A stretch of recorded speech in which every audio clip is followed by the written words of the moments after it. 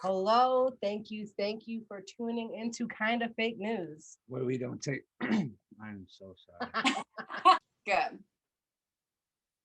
Hello, thank you for tuning into Kind of Fake News. Where we don't take ourselves too seriously. And you can't fact check half of this. That's right. It's where we explore an array of topics for you to chew on. The focus is getting that information out there, and then you can, take your time to figure out what you want to look more into. Want to give a special shout out and thank you to Turn Up Live for making this all possible. And you can turn it up. And you can, look all over Instagram, Facebook, YouTube, and also go to www.turnitupproductions.com. That's with one P, turnitupproductions.com. And we have different segments. We have our astrology talk, our holistic review, and our conspiracies. With us, we have Sara Sanchez, our co-host. Hi. And then we have Jarett What's good? And I'm your host, Celina Bryan. And, learn, smile, wonder with us as we get into our anniversary 1 year special here.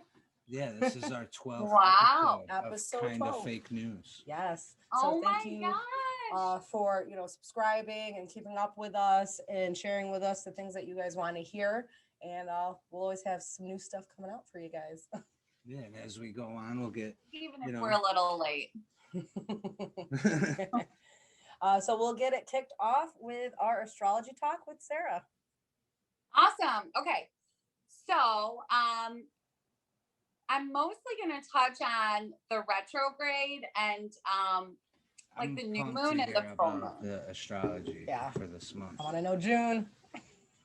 Yeah. So, so Mercury is retrograde until the 22nd. So it just went retrograde end of May, 29th, I think, and it's retrograde until the 22nd. We know how retrogrades go, and we'll just cover it a little bit again.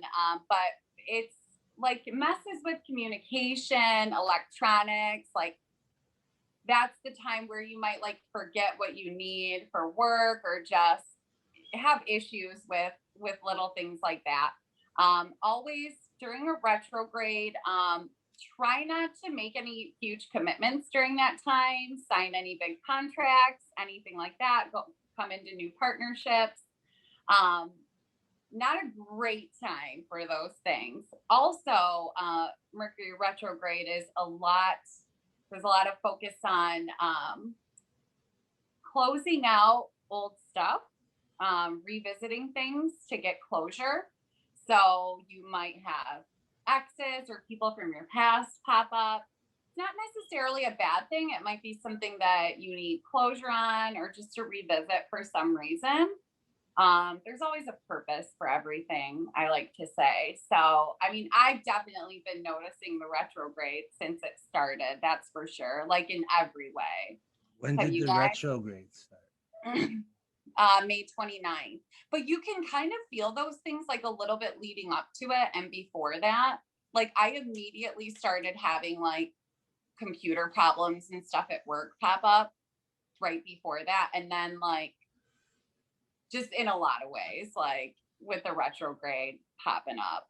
I wonder why my phone kept messing up. I just bought a new phone they have to activate because I kept having so many glitches and problems. So that could absolutely be why. That makes total sense. It's even being an issue just getting my new phone to go on, right?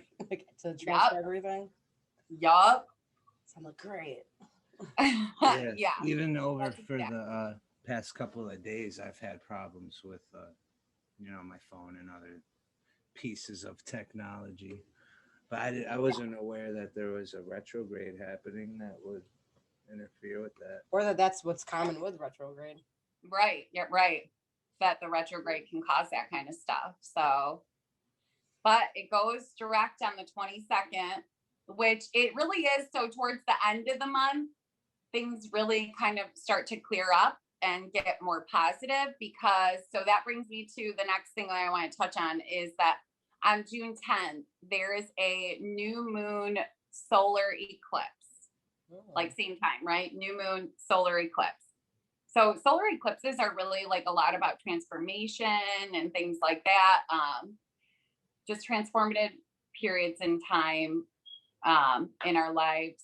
And it's a new moon as well. So, and we know new moons are about like setting intentions, newness, right?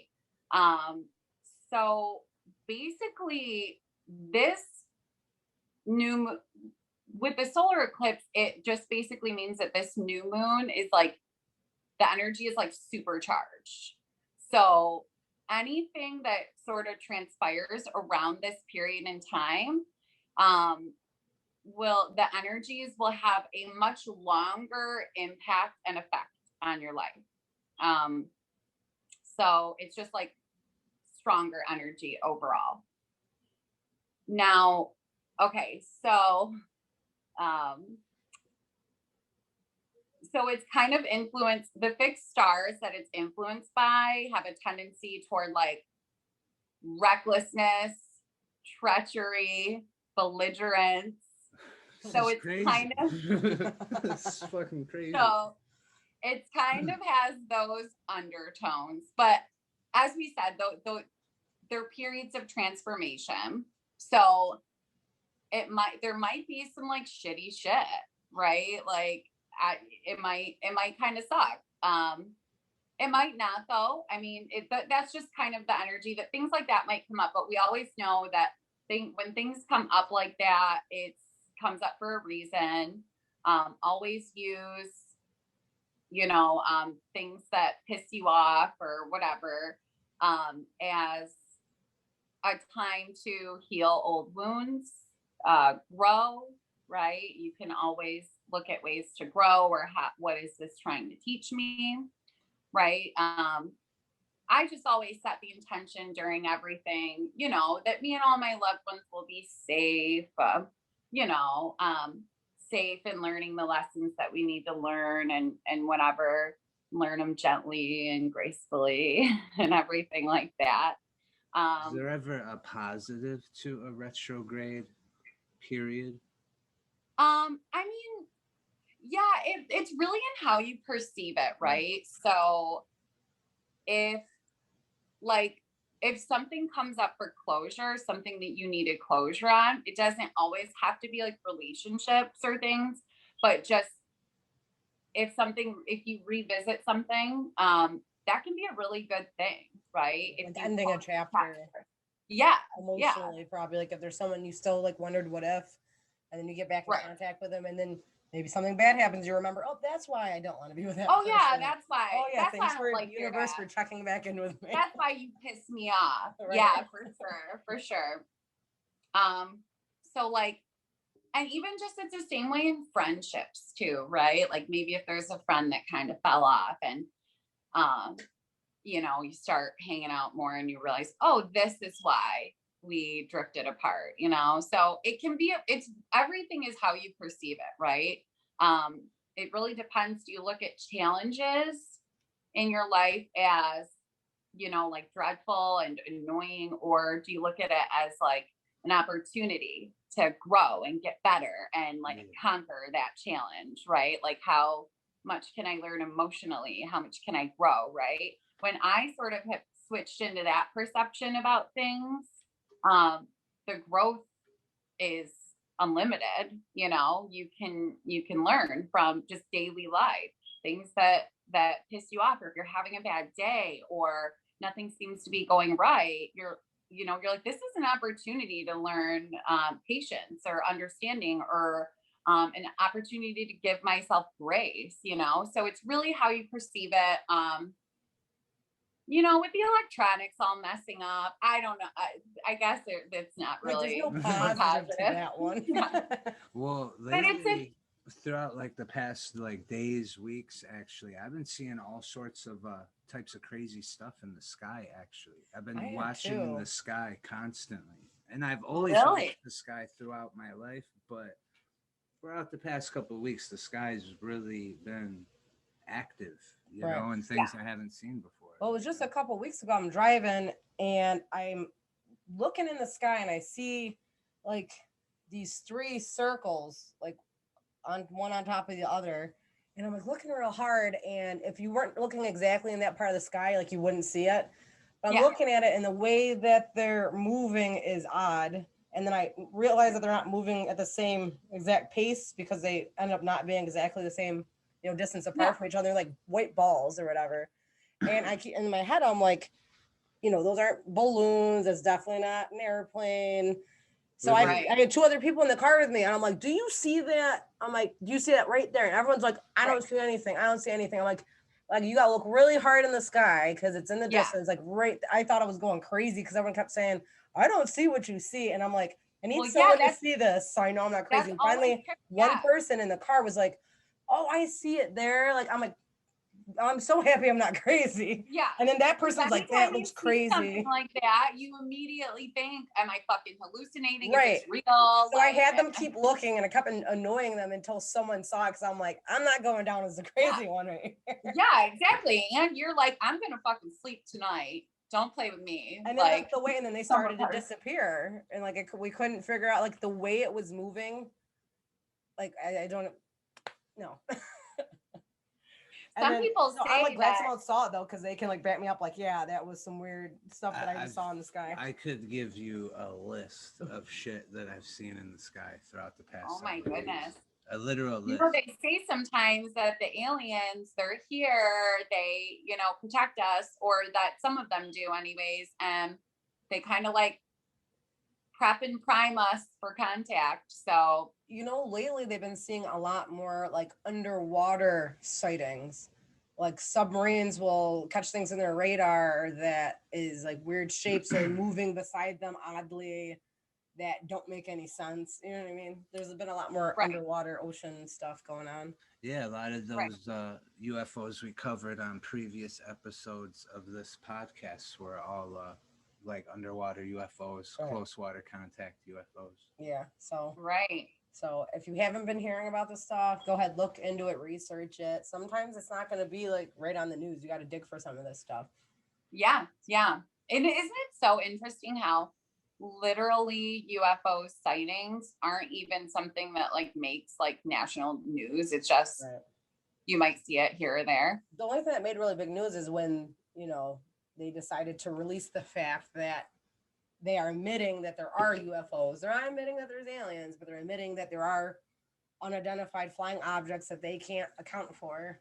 And one of the COVID-19 bills, there's a specific, it's like 120 words, 120 pages, some shit like that. That is a ultimatum to release UFO information to the CIA. They had a certain amount of time to do it.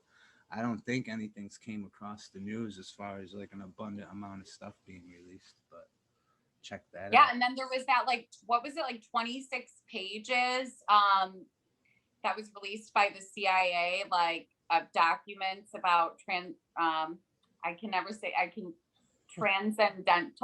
transcendental beings. Yeah, like transcendence and meditation, like transcendental meditation. Stuff like that, like astral travel, manifesting, like all of that, like about like that it's real. So that's nutty. All right, so I'll finish it up with so the 24th. Oh, and yeah, so we just had another solar eclipse last month, May 26th. So it's kind of like eclipse season. It's like about every 8 years is when they happen this close to each other. And then this is, I think it's the last time we'll have an eclipse in Gemini for the next like 9 years. So it's kind of like whatever house Gemini falls in your chart is where you're really going to see a lot of that like transformation and stuff. So, which I actually have to check which one mine is in actually. But so the 24th is the full moon, the strawberry moon. It's called the strawberry moon just because it's kind of like that's the harvest time and everything. That's the season. So this moon is associated with success, ambition, honesty, spirituality. It really combats the like lies and deception of the solar eclipse on June 10th. So it really is like a turnaround from that. So towards the end of the month, you'll really see, Mercury goes direct the 22nd. So things start to clear up. And then the 24th, this full moon really represents the other side of the coin, essentially. And as we know, full moons are about releasing, letting things go. So it seems like it's just kind of a month that's going to be like, some shit might come up that you need to heal. Some situations that you don't like, but are necessary. That's probably going to be the theme of, the first half of June. And then towards the end, it really kind of comes in and cleans it up nicely for us, and helps us move forward. So that's what I have for June. That sounds perfect though. Like, so there's a crazy June, and then when summer officially hits, which is I think around the 21st, 22nd, around the same time, and it's like as soon as summer hits, everything starts to get good. So it's gonna be and that's a lot of the energy, like the transits are, right? They kind of like move us through. They have these supporting energies that encourage certain phases in our life. Like we all experience it differently, right? It might manifest differently for you than someone else, but it's just that underlying energy, millions of different situations could represent one energy. One energy could manifest in millions of different ways for millions of different people, right? So it's like the energies of the stars, essentially, it's like there's transformation and sort of periods of like where things come up and it can be kind of wounding or hard or difficult.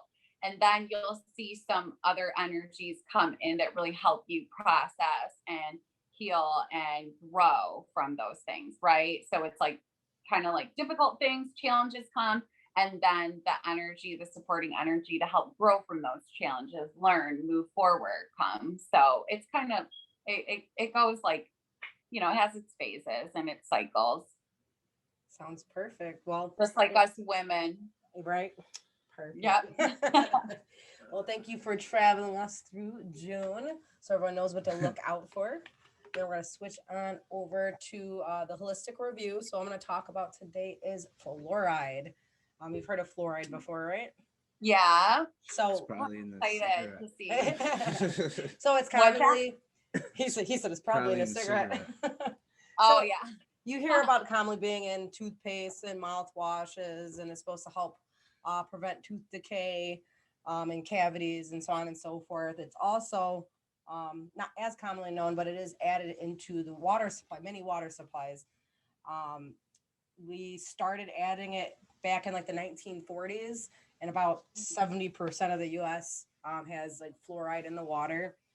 And it's promoted as being like a great thing because it helps with, teeth, tooth health, all that, dental health and things like that. But on the flip side, a lot of people don't know at all that there is a downside to fluoride. And it's a concern to be potentially harmful when in access.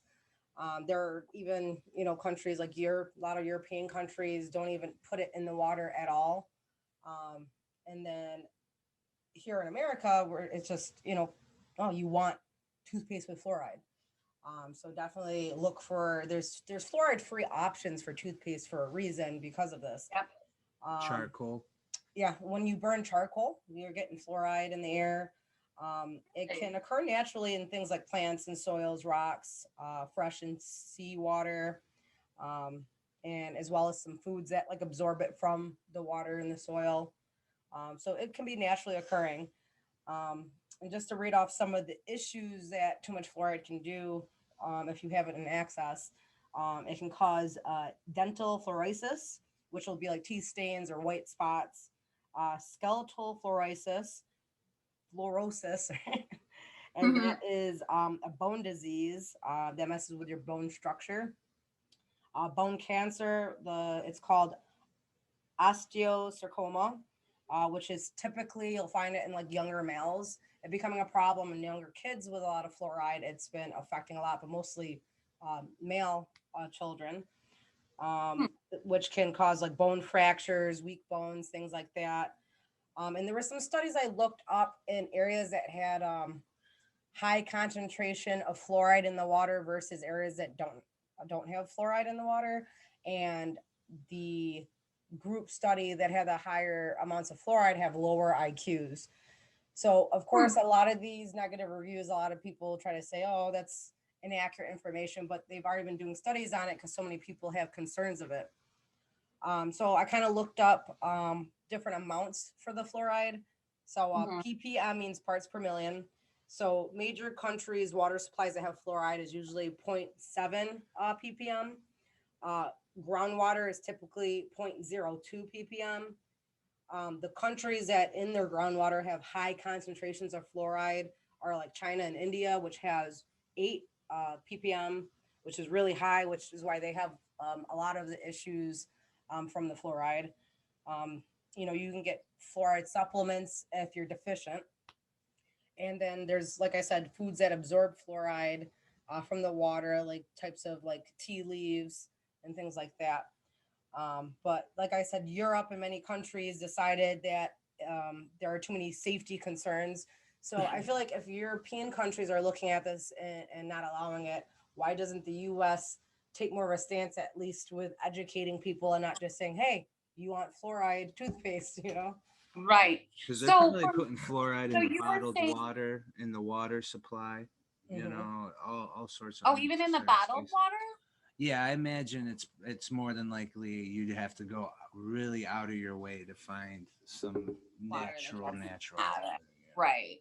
So you said there's fluoride supplements if you're deficient. So is it something that we do need in small Right. amounts? It is healthy Okay. in your body because it's naturally occurring in a lot of things in nature to begin with. So it's not like you don't want any fluoride, but the amounts of fluoride is what can cause all types of It's problems. too much. And of course, there's arguments that it doesn't cause cancer and doesn't this and that, but that's usually from areas that no one has any issues with fluoride. Right. But if everyone's so gun ho on thinking that there's no problems with it at all, who's to say that they're not going to keep increasing the amounts and then just get the approval that, oh, okay, that amount's okay. I mean, they do that with all types of products, saying that, Right. all right, this is bad for like the meat or bad for whatever, Well, I mean, and it then comes out allowing all it. the time where like, oh, this is good, this is good, and then all of a sudden it's like, oh no, actually that was fucking really bad. Right. But now it's Like too they late put because like they've already been mercury approved in for stuff whatever and amount. shit like that. Yeah, like all kinds of stuff that we turn around and we're like, holy shit, that's actually really bad. And they used to like think it was okay back then. What else I bet they're doing too is like companies that they make whatever, and let's say fluoride is a byproduct of that. Right. But it's like some dirty, dingy, nasty fluoride, but it costs way too much money to dispose of it properly. They probably get a tax break or they kick it back to someone else somehow, and it's making its way into water and food and Right. all these other unnecessary places. And Well, who's the to other say thing, that like the companies that are making money off of putting the fluoride in aren't going to try to push for higher quantities being considered okay, Oh, they will. especially when for everybody is taught that, oh, fluoride's great for you, and Check. no one knows about possible side effects of it. right? Prozac, right? Fluoride is one of the major compounds in Prozac or a lot Really? of other antidepressants. So you can't filter the fluoride out of the water system, right?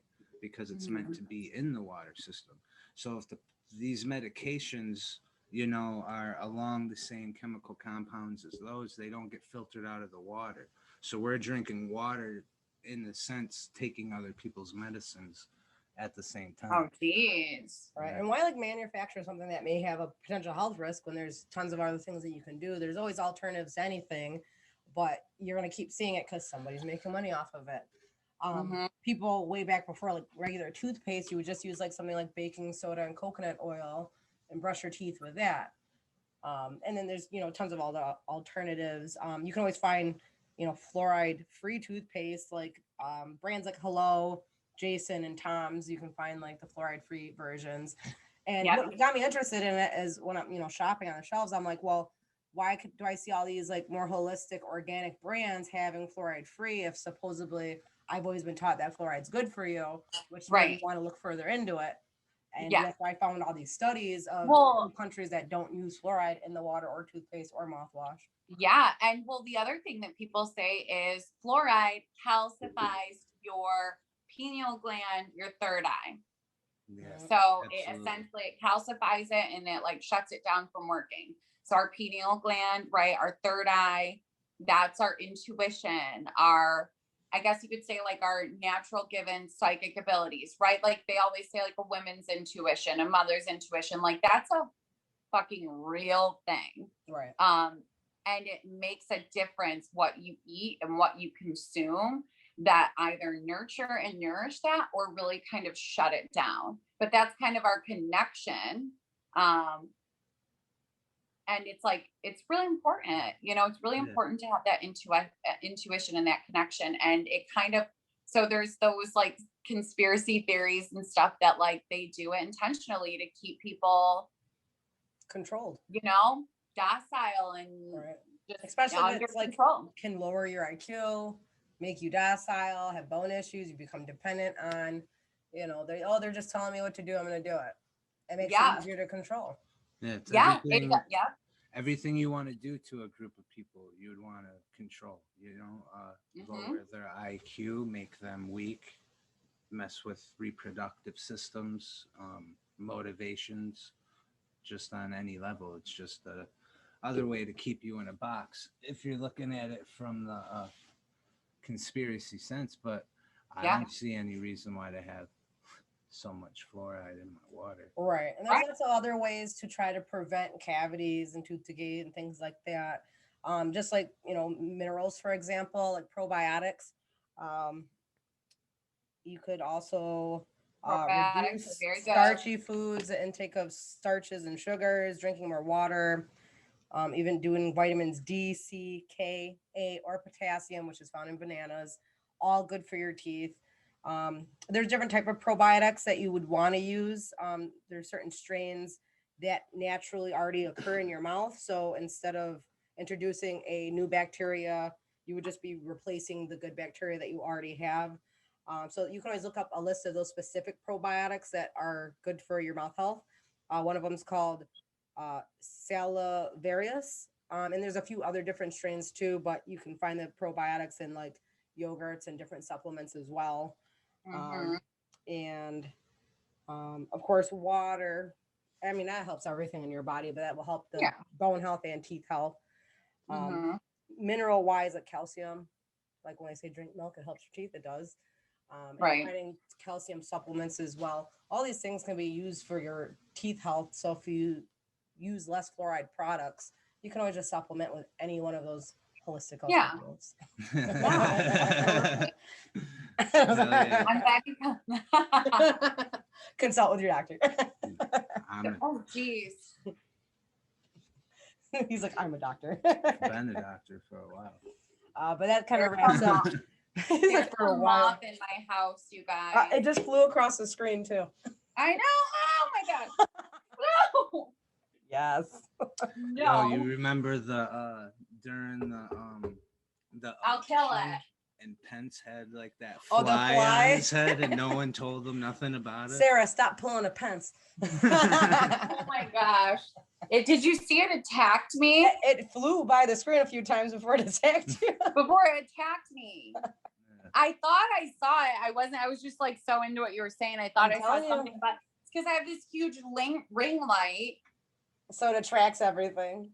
Yeah, I have my porch light on when I got home, and then like I left my door open for a second, and literally it's like 2 seconds, and I'll see like freaking 2 moths fly in the house, like really fast. It attacked you because of the retrograde.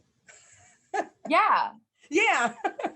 Trying to come for me. Something like that. So that wraps up my part of the holistic review, but it does bring about thinking about the fact that it's like, is this an attempt to control? Did they start deciding to do that? Because this started back in like the 1940s that it became popular putting it in water, toothpaste, mouthwash, stuff that they know that everyone's going to regularly consume. Like if you were trying to put something into something, you're like, okay, what is something common that everybody uses every single day? There's not a ton of things like, but water and toothpaste like is definitely an everyday thing that people use. That's brilliant on their end. Like, something you need every day. What do you got for us here? Okay, so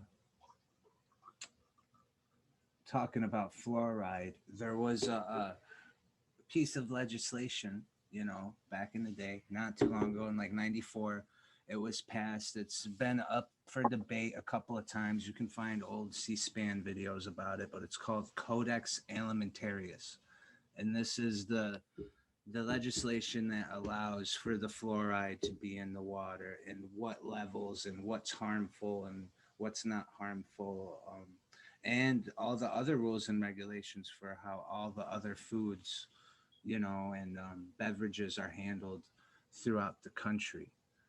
And it's funny how a lot of these things work, right? Because we're talking about it's everything you would want to do to a group of people that you would want to implement control over. So with that, I think a lot of people are also aware of it, right? So we live in this constant state of fear and a fear complex, which wouldn't also be great when we're talking about retrogrades and stuff too. But these are things that people are unaware of. As you do your own research, you can find out and then find out all the little linked things all in between, and start making other people aware about it. Like there's plenty of stuff you can buy and put in your house so you can clean the fluoride out of your water, or get the other shit out of your food, depending on how you cook it or what you use to cook. Well, that's what made me curious. Is the fact that like all my life I was always taught like fluoride's good for you. Like it always says like Colgate with fluoride. And you think, okay, they wouldn't just pronounce it with fluoride right in the front if it wasn't portrayed to be really good for you, which of course there's good properties of it if it, helps prevent tooth decay and cavities. But then after seeing all these products like removing fluoride from your water, fluoride free things, that's what made me start thinking. And I'm like, not everybody's asking these questions. They're wondering why you follow suit. So when someone says, hey, it might not be good for you, you just look crazy because all they've been fed is with fluoride. Yeah, because your dentist says, "Oh, make sure, best to get toothpaste with fluoride in it." Make sure. And they were just taught to say that in dental school. You know what I mean? Yeah, and it's easy to assume these things would be like heavily associated with the New World Order, right? Because if we're trying to do a thing to a population that we would want to control, we would want to calcify their pineal gland. We wouldn't want them to have a spiritual connection. We wouldn't want them to be able to think, dream, have ambition, be them true selves. We want them to be under fear, constantly listening to whatever, scared to say something, or you're going to get shut down. So now you don't even have your own thoughts. You got everyone else's thoughts. That fear factor literally is so like, and there is, the conspiracies as well about literal, like we're all energetic beings. And they say that there are these beings, essentially how like, it's interesting. Like I was watching a video of Dolores Cannon and she was doing a talk, right? And she was like, technically, isn't it wild to think this building didn't technically exist until we all collectively decided to meet here. So if it doesn't exist, if it's not in your reality at that moment, does it really exist? Right. So it's just that kind of off the wall, like out of the box stuff. But so it says there's literally these beings that only feed off of and can only exist and live off of our fear energy. Right. So or positive energy too, right? It would work on both sides of the spectrum, right? If we got these bad guys, we got to have good guys too. Well, yeah, and I think that's what they say, like the higher vibrational beings, that the good part about the positive feelings is that you have such an effect, whereas like you even just healing and vibrating higher on your own raises the collective consciousness by so much. So they say, like, if even like 1% of people like transcend certain things, vibrate at a certain vibration, that can literally trigger for the rest of the entire collective to be able to raise up to that vibration. And it's like enough to be the tipping point for the timelines to go on higher timelines, on better timelines. Like, so collectively, for everyone to shift, it only takes such a small amount of people reaching a certain height of vibration. So it's like, whenever you're healing for yourself and you think, oh, just little old me, I'm not doing like anything big in the world, I'm not, you think you don't matter. You absolutely matter, because we're a collective. All of our energy is affected by each other, and you do affect the collective energy. Even just sitting at home doing nothing out there, technically in the world, your energy You're affecting matters. it the most by not doing nothing. Right. You Just Right. being a being of energy. And A lot of people, they say they came here literally just to be an energy rod, where they're like, it's literally their job as a To soul just is exist. to just be there, just go and be around people, transfer energy.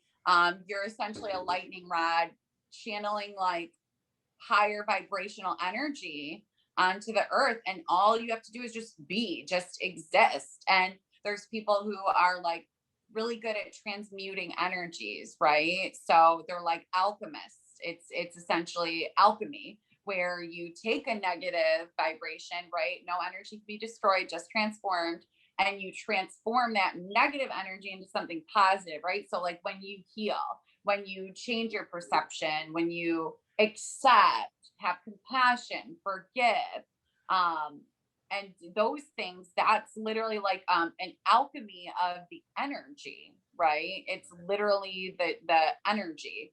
And so there's that belief that there are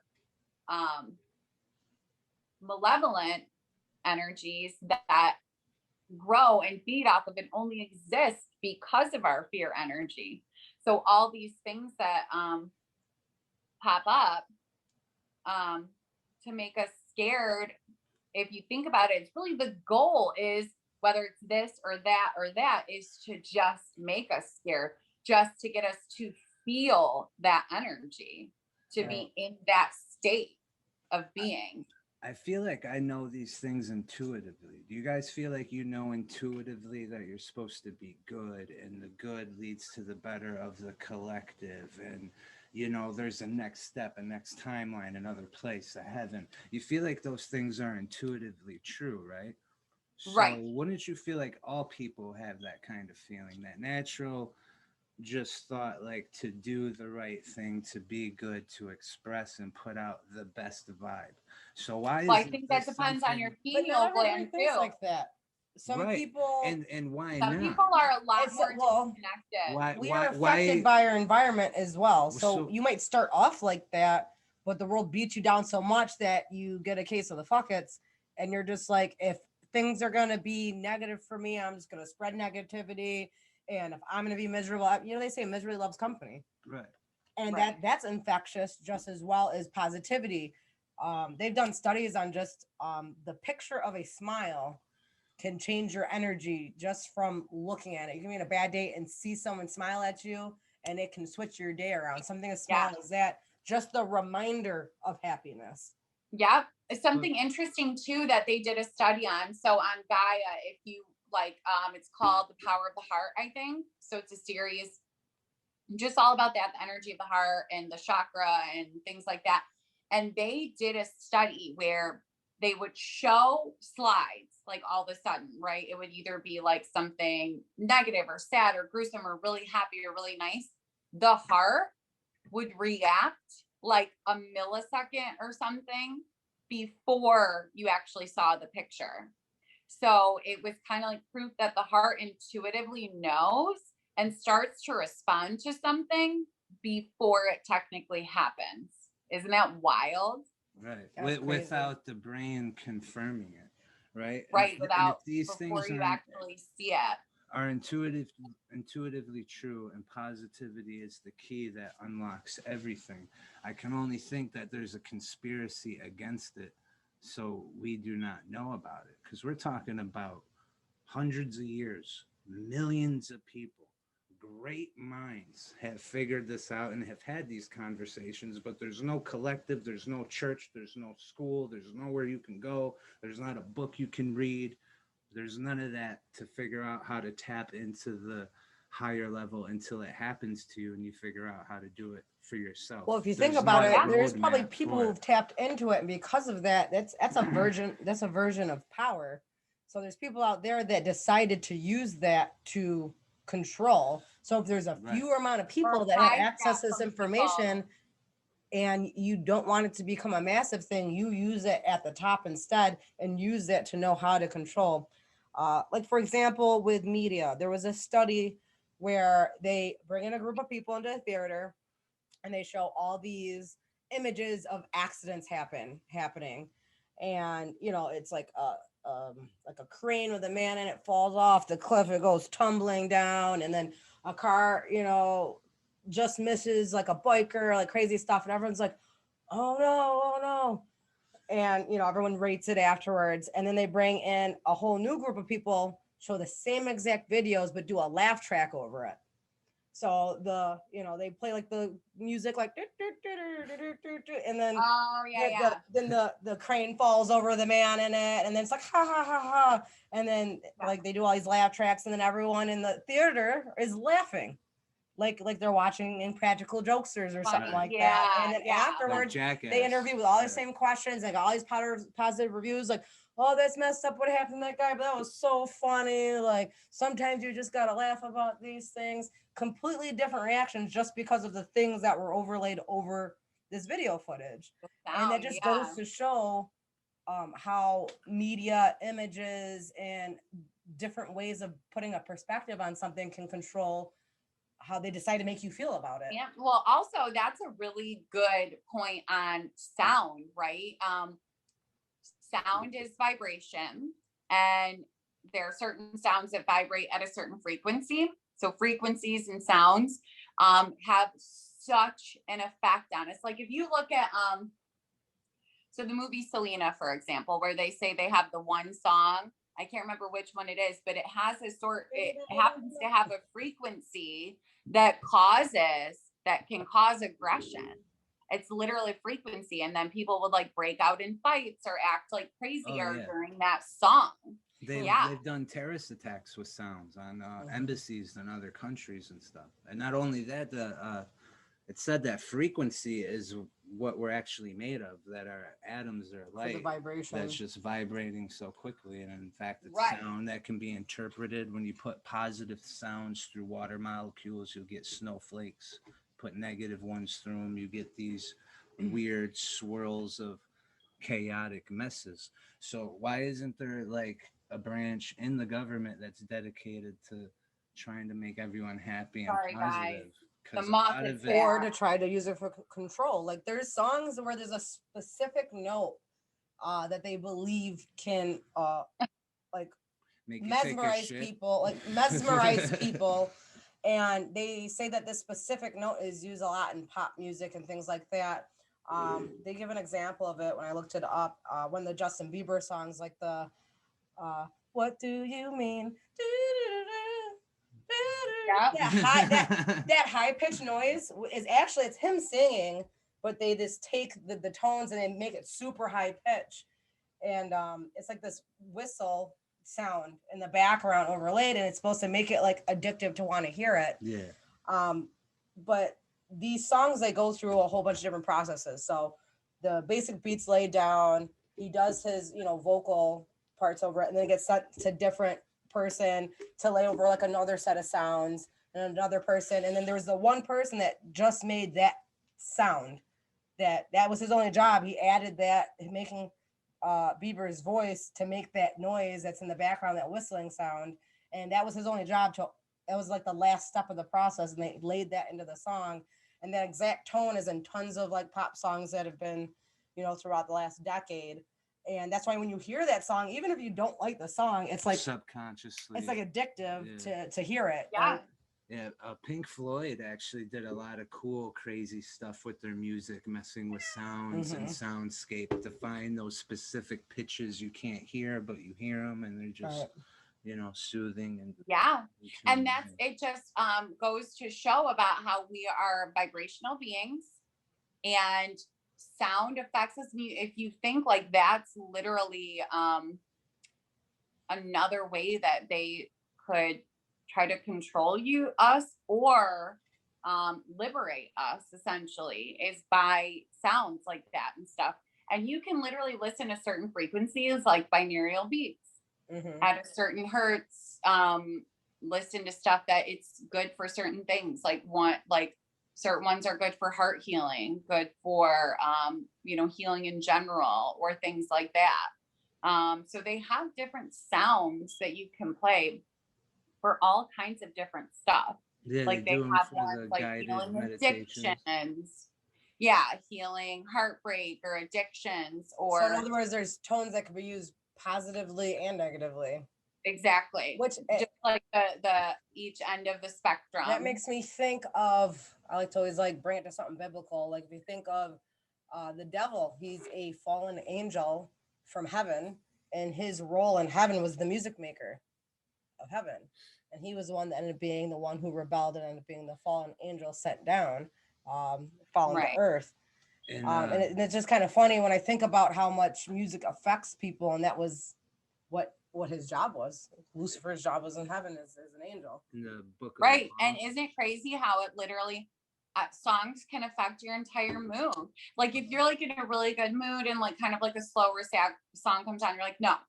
But if you're like in your feels, you're like, oh yeah, I'm gonna play that. That's why a lot of churches for the longest time, like old school churches, like they don't like the sound of drums in the church. They used to want string instruments because it was more angelic to hear like a harp or string instruments, and there was a lot of fight over drums being introduced into the church. Really? Yeah, and, the Book of Law, written by Aleister Crowley, it's like one of the major, black magic books that are studied. In the beginning, it says that, getting involved with black magic, the black arts, evil, Satanism, all that. The first thing that you like open up is the ability to be a musical genius. So if you look into Led Zeppelin, they were huge into the occult. You hear it in their music, see it on the faces of their album. They bought Crowley's house later in life and recorded a lot of music there. But yeah, and then they have that one song, Stairway to Heaven, which is a beautiful song. Right. And then there's people say if you play it backwards, it's still a song. The word, it still has words. So you're inverting audio. Like, so if I wrote words and then I flip the audio, and not only is it saying something that makes sense, it's the exact opposite of what Stairway to Heaven the song is. So that, I would call that musical genius. That's interesting. I never knew that. Right. Now yeah. I have to listen to that. Right. Always give you something to chew on, something to look up. Right. Yeah, that's if you don't go and look something up after you watch one of our podcasts, like we are not doing our jobs. Right, exactly. You're not what? Like I never heard that. I'm about to look we don't go like too far into that. Yeah, like we kind of will cover the tip of each iceberg, but there's like a lot of different icebergs we throw in there. So it's like a bunch of little tidbits about stuff that there's a whole, vast amount of more knowledge out there about it.